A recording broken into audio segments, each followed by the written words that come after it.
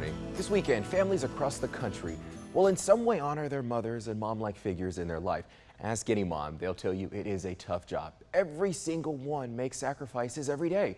Well, we talked to one Central Georgia mother who was doing just that.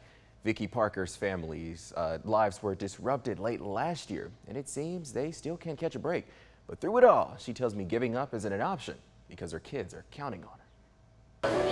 On any given day at S&S Cafeteria in Macon, you'll likely find Vickie Parker. Would you like a salad, sir? Helping customers in any way possible. But behind her smile are tough challenges. I'm just exhausted. Carrie, wash your face. This is how the day begins, at least for now, for Parker and her 3 children. Y'all know we gotta get there before 8:20. They're living in a 2-bed hotel room while she looks for adequate housing. It's costing her about $350 every 2 weeks. Just asking for any kind of assistance right now is The hard. family's new year began with old problems. She and her children's father were at home in Abbeville, settling into bed on a cold December night. He woke me up, said, "Baby, the house is on fire." She jumped out of bed, grabbed her kids, and ran to safety, quickly realizing, though, the head count was off. I said, "Where's your father?" They was like, "He's in the house." She found him lying on the kitchen floor, gasping for air. I helped him up, and I got him outside. The home, a total loss. And for 3 months, the family stayed with a relative next door.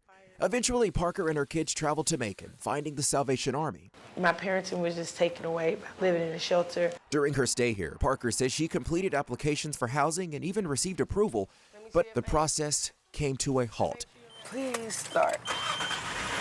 On top of all of this, car troubles. Parker drives to Abbeville every weekend so a relative can watch her kids because Macon, she says, has limited childcare options. My passenger light keeps coming out. Bald tires and an oil leak, among some of the most noticeable problems with her 96 Nissan Maxima. I'm constantly buying these for like $16 to $20. But it's all she has. This, added with long hours at work, is wearing on her as a mom.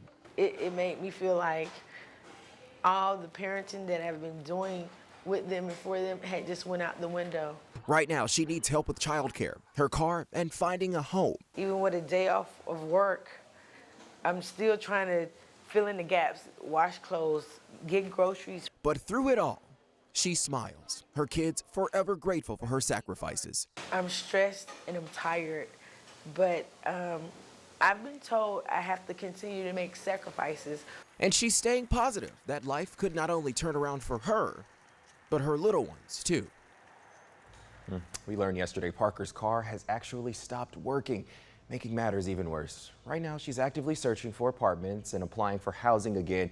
Any help, she says, is appreciated. Another reason why we should always consider the sacrifices that mothers are making every day.